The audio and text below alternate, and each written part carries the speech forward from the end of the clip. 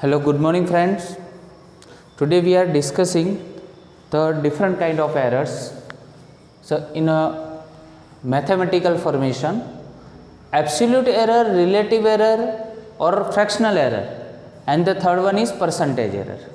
कौन कौन सी है बेटा? absolute error, relative error, उसको fractional error भी बोलते हैं, और लास्ट है percentage error. क्लियर? तो फर्स्ट सेंटेंस यहाँ पे ऐसा है, suppose the value obtain in several measurement. अगर आप बहुत सारे मेजरमेंट कंसिडर कर रहे हो, बहुत सारे मेजरमेंट ले रहे हो लैब में, कोई प्रैक्टिकल में, तो आपके पास डिफरेंट ऑब्जर्वेशंस होंगे, डिफरेंट मेजरमेंट्स होंगे. वो मेजरमेंट हमने यहाँ पे कंसिडर किए हैं कोई फिजिकल क्वांटिटी के A1, A2 up to dash AN. Clear? तो देखो हमारे पास जब भी ऐसे बहुत सारे मेजरमेंट्स आते हैं, जैसे मैंने आपको वर्नियर कैलिपर्स दिया लेबोरेटरी में, और मैंने आपको बोला कि जो सिलेंडर है उसकी डेप्थ मेज़र करनी है या तो उसका इंटरनल डायमीटर मेज़र करना है, तो आप क्या करोगे, एक ग्रुप में 5 स्टूडेंट अगर होंगे तो 5 स्टूडेंट डिफरेंट रीडिंग लेंगे, तो आपके पास 5 मेजरमेंट्स आए. अगर मैं आपको बोलूँ इसमें से ट्रू वैल्यू कौन सी है, तो आपको आइडिया नहीं होगा. तो आप क्या करोगे, ये डिफरेंट जितने भी ऑब्जर्वेशंस है, ये वेरियस ऑब्जर्वेशंस, ये सबका आप क्या करोगे, एक एवरेज वैल्यू कंसिडर करोगे. दैट मीन्स जो 5 ऑब्जर्वेशन है A1, A2, A3, A4 and A5, उसका सब न्यूमरेटर पार्ट में सबका क्या करोगे, समेशन करोगे और डिवाइड बाय 5 करोगे. मतलब क्या एवरेज निकाल लिया आपने, तो उसकी जो एवरेज वैल्यू होती है वही उसकी ट्रू वैल्यू हो जाती है. आया समझ में? तो बहुत सारे डिफरेंट मेजरमेंट्स जब होते हैं तब याद रखो, जब उसकी आप एवरेज वैल्यू निकालते हो तो वही उसकी ट्रू वैल्यू बन जाती है. तो यहाँ पे सबसे फर्स्ट एक काम करते हैं कि एवरेज वैल्यू लेते हैं. चलो अब एवरेज को हम क्या बोलते हैं, मीन बोलते हैं. तो ए मीन का फॉर्मूला क्या आएगा, तो A1 plus A2 plus A3 plus up to dash, हमारे पास n ऑब्जर्वेशन है, so divide this all observation by n, small n. अभी देखो इसको हमें अगर सिग्मा के फॉर्म में लिखना है तो कैसे लिख सकते हैं. चलो I इज इक्वल टू पहले 1 से स्टार्ट करते हैं, just because of starting our first observation A1. तो I is equal to 1 and up to dash n तक हम जा रहे, तो यहाँ पे हम AI लिख सकते. Why? Because 1 2 3 4 here. So starting with the I is equal to 1, then after applying the sigma indicates sum. Clear? तो यहाँ पे जो प्लस साइन है वो सिग्मा इंडिकेट कर रहा है. दैट मीन्स फिर से यहाँ पे I is equal to 2 रखा तो A2 आया, फिर सिग्मा मतलब प्लस. ठीक है? तो वैसे n तक पूरा ये जो पूरा टर्म है वो n तक जाएगा, और डिवाइड बाय नीचे n तो है ही. आया समझ में? तो here average value is considered as a true value. Clear? Average value ही क्या है यहाँ पे, ट्रू वैल्यू. याद रखो. ठीक है? अभी ये तो हमने एवरेज निकाल लिया. अभी नेक्स्ट फर्स्ट एरर की ओर बढ़ते हैं. यहाँ पे कौन सी एरर है अपनी? फर्स्ट जो एरर है वो है absolute error. Absolute error.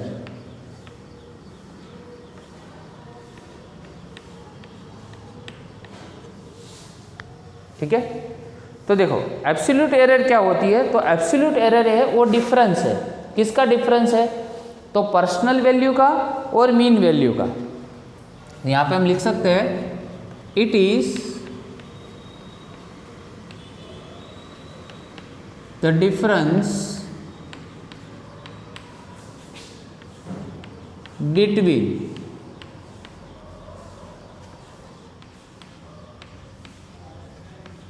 personal value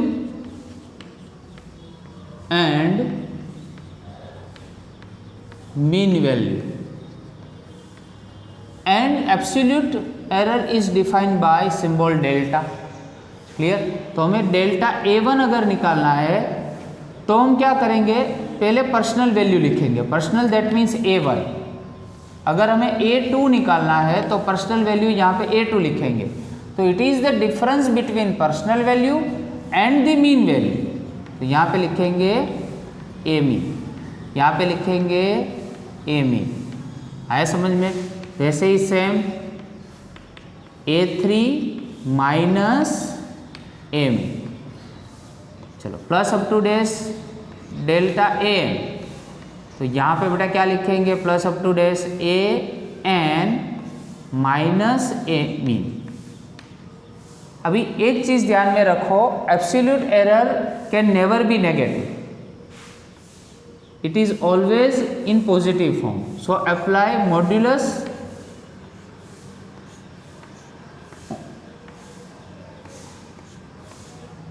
in this kind of error. Clear? तो यहां पे लिख देते हैं absolute error can never be negative. Clear? ये कभी नेगेटिव नहीं होती है, ऑलवेज पॉजिटिव ही होती है। अगर नेगेटिव वैल्यू भी कभी आप कैलकुलेशन करते हो, अगर नेगेटिव वैल्यू आ भी गई तो आपको उसमें क्या करना है? मॉड्यूलस लगा के उसको प्लस कर देना है, उसको पॉजिटिव बनानी है। आया समझ में? तो it is the difference between personal value and the mean value. अभी इसका ही एक सब टाइटल है, सब पॉइंट है, average absolute error. Average absolute error, इसका ही सब टाइटल है एब्सोल्यूट एरर का।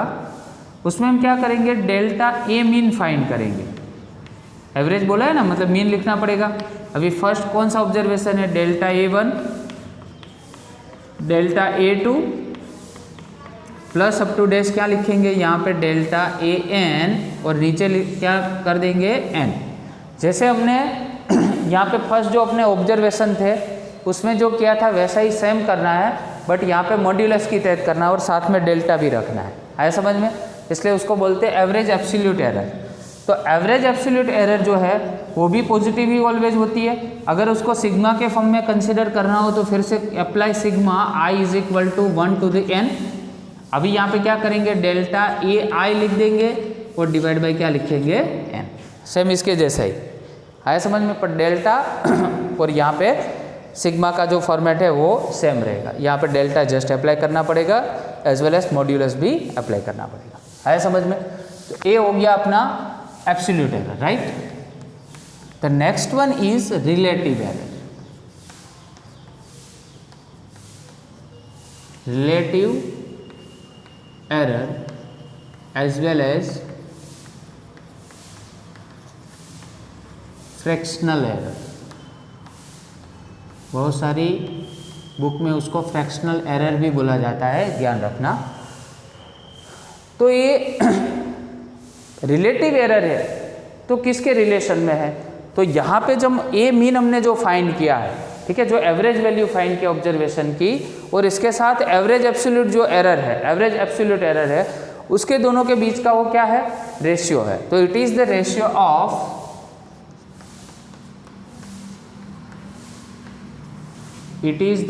Of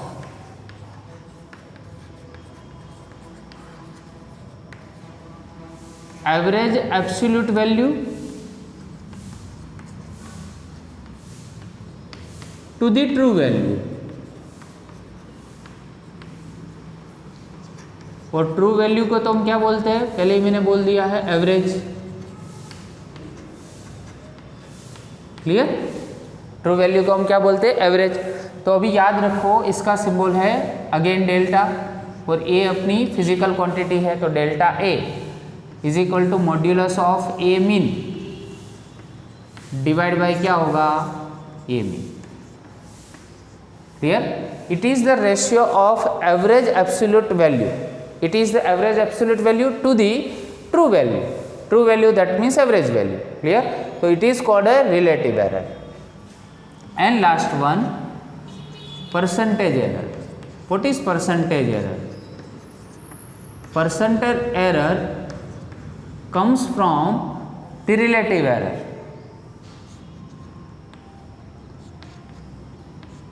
it is derived by 100 of, it is derived by multiplication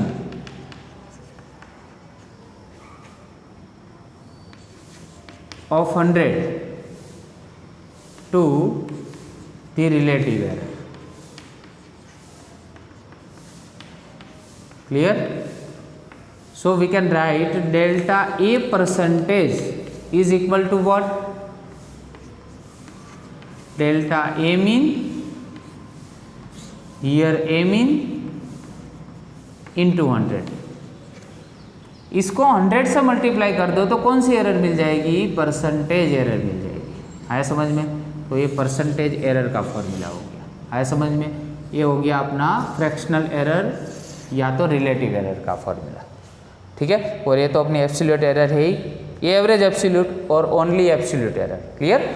तो मैं टोटल यहाँ पे आज एक तो फर्स्ट अपनी है एब्सोल्यूट एरर, सेकंड है रिलेटिव एरर एंड थर्ड है परसेंटेज एरर, इसके बारे में आज पढ़ा। क्लियर? अभी कोई भी फिजिकल क्वांटिटी होती है, अगर उसको आपको एरर के फॉर्म में डिनोट करना है तो आप उसको कैसे रिप्रेजेंट कर सकते हो? देखो यहाँ पे लिखते हैं हम any of the physical quantity can be represent by, यहाँ पे टाइटल दे देते हैं for physical quantity.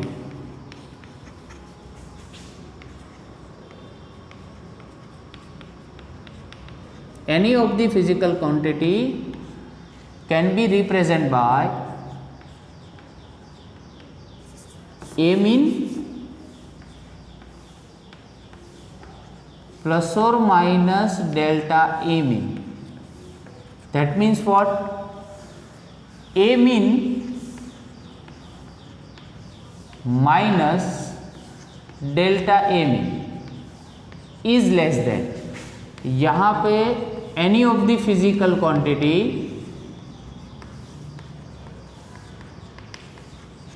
less than A mean plus delta A mean. Mind that it is not a part of this theory. It is a different part of this theory. We can write any of the physical quantity in the format of A mean plus or minus delta A mean. Means what? कि अगर आप कोई भी एक natural position पे हो तो आप उस वैल्यू में कुछ ऐड भी कर सकते हो, कुछ माइनस भी कर सकते हो। That means A mean is a true value, it is a average value and we are considering this average value as a true value plus delta A mean as well as minus delta A mean. So we can move on to the minus part as well as the plus part. तो यहाँ पे negative part में भी जा सकते हैं, plus part में भी जा सकते हैं। और फिजिकल क्वांटिटी जो मैंने यहाँ पे शो की है, इसका मीनिंग क्या है कि यहाँ पे जो अपनी क्वांटिटी अपने लिए वो कौन सी क्वांटिटी है? ए क्वांटिटी ली है, समझ में?